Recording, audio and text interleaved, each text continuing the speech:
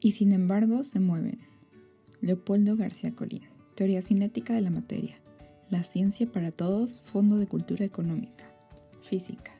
Capítulo 5. La distribución de velocidades en un gas. Una de las características más sobresalientes de nuestro modelo cinético es la concerniente a la forma en la que hemos concebido con qué velocidad, en magnitud y dirección se mueven las moléculas que forman el gas. Así como a priori no hay números privilegiados en los billetes de lotería, de la misma manera no hay direcciones privilegiadas para las velocidades. Además, la magnitud de la velocidad puede variar desde 0 hasta una velocidad máxima. Esto nos lleva a pensar en caracterizar a las moléculas por su velocidad promedio. Dada la imposibilidad de observar en intervalos de tiempo sucesivos cómo varía individualmente la velocidad en magnitud. Y hasta el momento nos hemos encontrado ya con dos promedios, el de la velocidad misma y el del cuadrado de la velocidad, el cual apareció cuando discutimos el concepto de energía cinética promedio por molécula. ¿Cómo distinguimos entre esos dos promedios? Veamos un ejemplo muy simple. Imaginemos que el gas consiste de 10 partículas que en un momento dado tienen velocidades de 1 metro por segundo, 2 metros por segundo, 3 metros por segundo, 4 metros por segundo, 5 metros por segundo, hasta 10 metros por segundo respectivamente.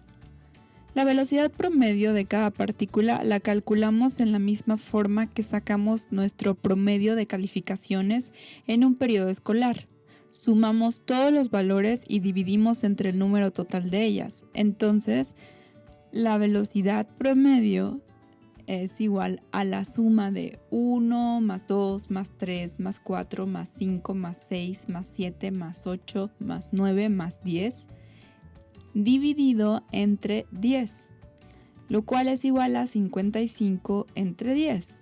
Y esto es igual a 5.5 metros por segundo.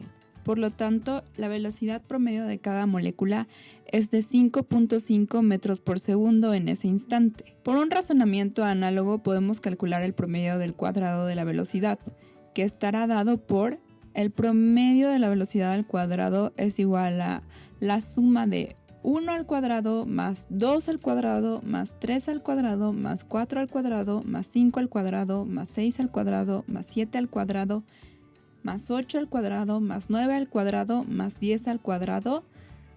Todo eso dividido entre 10. Y esto es igual a 385 dividido entre 10, que es igual a 38.5 metros por segundo. Nota. Las unidades de la velocidad promedio al cuadrado deberían de ser metros cuadrados sobre segundos cuadrados. Y por lo tanto, la raíz cuadrada de la velocidad promedio al cuadrado será de raíz de 38.5 es igual a 6.21 metros por segundo. Y es casi igual a la raíz de la velocidad promedio al cuadrado. Sin embargo, observemos que esta velocidad promedio al cuadrado es mayor que la velocidad promedio.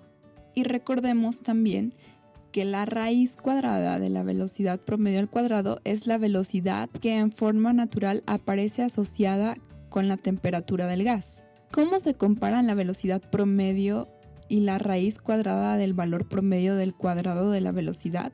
En nuestro gas formado por 10 a la 23 partículas, ¿son más o menos iguales? ¿Es la raíz cuadrada del valor promedio del cuadrado de la velocidad siempre mayor que la velocidad promedio? ¿Existe otra velocidad característica como, por ejemplo, una velocidad máxima? Y finalmente, ¿cuántas moléculas por unidad de volumen tienen una velocidad v promedio en un intervalo dado, digamos entre 100 y 110 metros por segundo en un instante dado? Si pudiésemos responder estas preguntas, aprenderíamos mucho. En efecto, si suponemos, como lo hemos hecho hasta ahora, que el gas está en equilibrio, la forma en que todos los posibles valores de la velocidad están repartidos en las moléculas no va a cambiar con el tiempo. Solo son diferentes moléculas las que a tiempos diferentes tienen también velocidades distintas. Y si conocemos esta repartición podemos calcular, como en el ejemplo anterior, tanto la velocidad promedio como la raíz cuadrada de la velocidad promedio al cuadrado. Si recordamos, en ese ejemplo la distribución o repartición de velocidades fue muy sencilla. A cada molécula le asignamos arbitrariamente un valor. Pero dado que a la distribución de valores de 1 metro por segundo a 10 metros por segundo no cambiaba, no dijimos a qué molécula le correspondía un valor determinado en cada instante. Sin hacer ningún tipo de ejercicio matemático, el lector puede adivinar por sí mismo cómo puede ser, cualitativamente, la forma de esta distribución o reparto de velocidades. Grafiquemos en un sistema de coordenadas cartesianas el número de partículas por unidad de volumen, digamos por centímetro cúbico, que tienen velocidades comprendidas en un cierto intervalo de velocidades. Llamémosle delta V. Nota, esto se lee como el incremento en la velocidad. A este número le llamamos n mayúscula, que depende de v, multiplicado por el incremento de v. ¿Cómo varía este número con respecto a la velocidad v? Relativamente fácil. Comencemos por el origen. ¿Cuál es el número de partículas por unidad de volumen que tiene velocidad igual a 0 metros por segundo? Debemos sospechar que es 0. En nuestra caja es muy difícil imaginar que entre todas las colisiones violentas que ocurren y el incesante bombardeo a que está sometida cada molécula, alguna de ellas puede estar en reposo. Aceptemos esta sospecha como un juicio válido. La curva comienza pues en el origen de coordenadas en la figura 8. Figura 8. La forma cualitativa de la curva de la distribución de velocidades en el modelo cinético. Y como obviamente la velocidad v no puede ser mayor que la velocidad de la luz, el número de partículas por unidad de volumen con velocidades mayores que dicha velocidad es 0. Podemos inferir entonces que la curva debe ser 0 cuando la velocidad es muy grande. Así pues, la curva empieza en 0 y termina en 0. Si aceptamos además la existencia de una velocidad máxima y pensamos que es una curva que varía lisa y suavemente, la opción más simple consecuente con estas hipótesis es que la curva tenga la forma de una campana. Pero recordemos que este resultado es una mera conjetura extraída de algunas consideraciones de lógica elemental y de un par de datos objetivos acerca del comportamiento de las moléculas. ¿Podemos comprobar de manera contundente si nuestra imaginación concuerda con el mundo real? Recurramos al experimento. ¿Cómo podemos medir la distribución de velocidades en un gas a una temperatura y presión dadas? Si pensamos en un gas, cualquiera que éste sea, encerrado en un recipiente, no se ve en qué forma más o menos simple podemos introducir un selector de velocidades que nos vaya separando las moléculas por grupos de acuerdo a la velocidad que tengan, sin contar que ese selector interferiría con el movimiento de las moléculas y seguramente modificaría sus velocidades, lo cual no queremos que ocurra. Pero la naturaleza es generosa y nos ha proporcionado de todos los elementos necesarios para llevar a cabo esta medición. Veamos.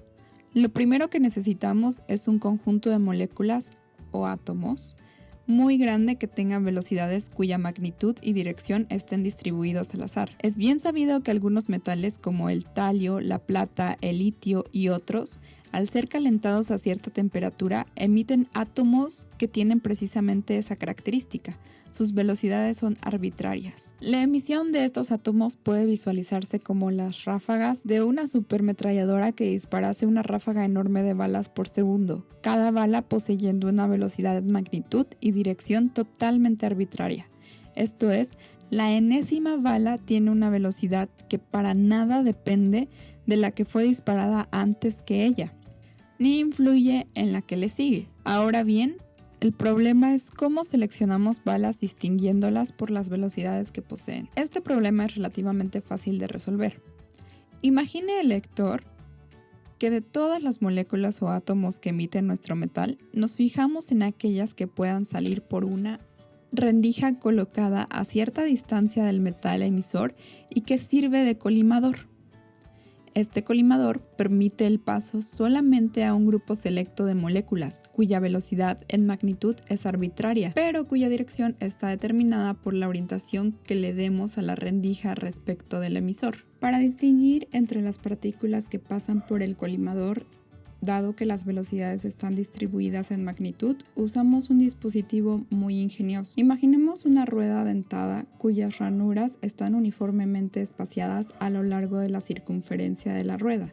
Si esta rueda está montada sobre un eje giratorio conectado a un motor, podemos hacerla girar con una velocidad angular determinada. Cada ranura pasará por un punto fijo en el espacio a tiempos bien determinados. Si conocemos la distancia entre la rueda giratoria y la rendija, podemos conocer el tiempo que le toma a un átomo de velocidad v en viajar esa distancia. Tiempo es igual a distancia sobre velocidad. Por lo tanto, para una velocidad dada podemos contar las partículas que pasan por los dientes de la rueda por medio de un detector. De esta manera podemos determinar el número de partículas con velocidad v que pasan por ella y graficar ese número contra v. Variando la velocidad angular de la rueda, seleccionamos moléculas de diferente velocidad y así tenemos un selector de velocidades. Si todas las moléculas o átomos emitidos por el filamento tuvieran la misma velocidad, solo detectaríamos por medio del detector los impactos causados por una sola velocidad angular